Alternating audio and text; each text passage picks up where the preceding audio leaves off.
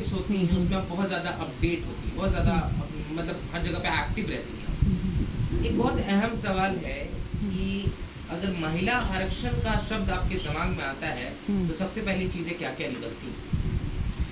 नहीं, महिला आरक्षण के सवाल पे सबसे पहले मेरा कहना है कि मोदी सरकार आज पिछले कार्यकाल में ही ये बिल लोकसभा में पास करवा लिए थे, मेरी जानकारी में जहाँ तक जो बात है।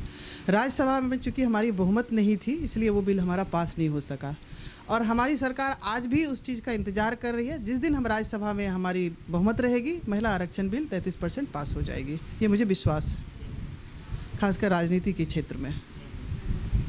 और महिला आरक्षण बिल इसलिए ज़रूरी है कि हर क्षेत्र में महिलाएं बढ़ चढ़ के हिस्सा ले रही है। राजनीति में भी महिलाओं की बहुत ही अधिक भागीदारी है, और जो महिलाएं सक्षम हैं उनको राजनीति में आना चाहिए और उनका जो हक है वो मिलना चाहिए।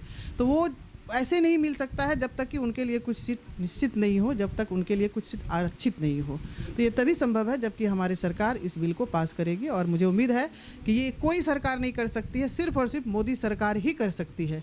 जितने भी महत्वपूर्ण निर्णय, ऐतिहासिक निर्णय है वो हमारे प्रधानमंत्री माननीय नरेंद्र मोदी जी ने लिए हैं, और मुझे विश्वास है कि महिला के हित में जितना वो सोचे हैं कोई सरकार आज तक नहीं सोची है।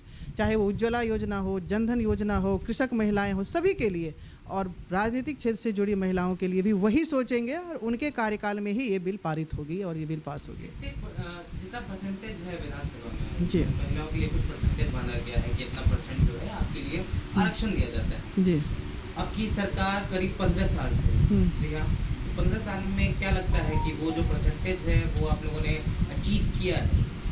नहीं, इसमें मेरा ये कहना है जो हमारी सिर्फ आरक्षण ले लेने से ही ये नहीं होता है।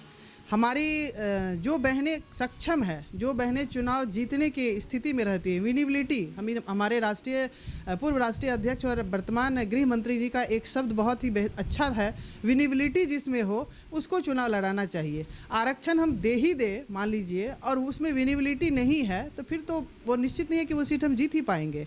तो हमारे जो अभी की सरकार है, वर्तमान सरकार है, उन्होंने महिलाओं को चुनाव तो लड़ाया ज़रूर है, लेकिन बहुत कम महिलाएं हमारी जीत के जा पाई है विधानसभा में। तो वो भी होना ज़रूरी है कि हमारी बहनें उस लायक बने और उस तरह अपने आप को तैयार करें, उस तरह अपने आप को साबित करें। तो क्या लगता है ये जो वर्ड जो आपने बताया अभी, वल्नरेबिलिटी, राइट? जी जी, वल्नरेबिलिटी के बारे में जिक्र किया, ये वर्ड का असर कब आएगा? नहीं, ये तब आएगा जब हमारी बहनें भी अपने आप को साबित करने की स्थिति में हो, जनता के संपर्क में हो, काम करने की क्षमता अपनी बढ़ाएं। ये हमारा कहना, ऐसी बात नहीं है कि हमारी बहनें काम नहीं कर रही हैं, लेकिन चुनाव जीतने का एक अलग तरीका होता है, अलग जज्बा होता है, अलग लोगों से संपर्क होता है। तो वो संपर्क में कुछ कमी है, हमारी बहनों में भी अभी कुछ कमी है। उनको अपने आप को साबित करना होगा, और ऐसी बात नहीं है, वो मेहनत काफ़ी करती हैं, लेकिन चुनाव एक अलग मुद्दा हो जाता है। चुनाव जीतना, हम लोग टिकट ले लेते हैं, चुनाव जीतने की जब वो बहुत सारा समीकरण होता है, जातिगत समीकरण हो जाता है, सामाजिक समीकरण हो जाता है, क्षेत्रीय समीकरण हो जाता है। तो वहाँ पे कहीं कहीं जाके हम लोग अपनी जो मैनेजमेंट होती है चुनाव की, उसको करने में हम महिलाएं थोड़ी सी पीछे रह जाते हैं। तो आगे हम लोग उस पर ध्यान देंगे और आगे हम लोग उसमें जीत हासिल करके दिखाएंगे। मैनेजमेंट की बात करें, घर के मैनेजमेंट में महिला बहुत ही सबसे बेस्ट मानी जाती है। जी बिल्कुल बिल्कुल। तो क्या लगता है कि ये घर का मैनेजमेंट जो इतने तरीके से संभालती हैं, ये एक वक्त में सरकार का मैनेजमेंट संभाल सकती है क्या? बिल्कुल संभाल सकती है। आप देखिए, हमारे देश की पहली रक्षा मंत्री निर्मला सीतारमण, हमारी देश की पहली वित्त मंत्री निर्मला सीतारमण, हमारी देश की पहली विदेश मंत्री सुषमा स्वराज जी, और सभी ने, स्मृति ईरानी जी केंद्रीय मंत्री, सभी ने बेहतरीन काम करके प्रस्तुत किया अपने आप को। और किसी में आप ये नहीं कह सकते कि किसने कम किया, किसने ज़्यादा किया। पुरुषों से बढ़ के काम किया और सभी का कार्यकाल बहुत ही बेहतरीन रहा। तो जब हमारी लोकसभा की जो स्पीकर सुमित्रा महाजन जी, उनसे बेहतर स्पीकर नहीं अभी तक साबित कोई हो पाई हैं। तो हमारी महिलाएं तो हर जगह, घर से लेकर बाहर तक हर जगह सक्षम है काम करने में। उनको अवसर की ज़रूरत होती है और कुछ सहयोग की ज़रूरत होती है सभी तरफ से। तो वो हम लोग आपस में उसको अभी व्यवस्थित कर रहे हैं, और हम लोग पूरे कमर कस के तैयार हैं कि इस बार हम लोग पूरी महिलाएं एकदम मैदान में उतरेंगे, मैदान में हमारी बहनें उतरेंगी और जंग जीत के रहेगी। एक आखिरी और बहुत अहम सवाल जो नेशन न्यूज़ पे जो महिलाएं जो सुन रही हैं, देख रही हैं, क्योंकि लगातार आपको बहुत सारी महिलाएं फॉलो करती हैं, आपको सुनती हैं और आपकी चीज़ों जो बताई नहीं है उन सारी चीज़ों पे कोशिश करती है वो फॉलो करें। लास्ट और फाइनल क्वेश्चन ये है कि बीजेपी महिला को फॉरवर्ड करने के लिए क्या कुछ नया तैयारी कर रही है? बीजेपी महिलाओं के लिए सब किसी भी दल से ज़्यादा सोचती है, महिलाओं के बारे में किसी भी दल से ज़्यादा उनको अवसर देती है।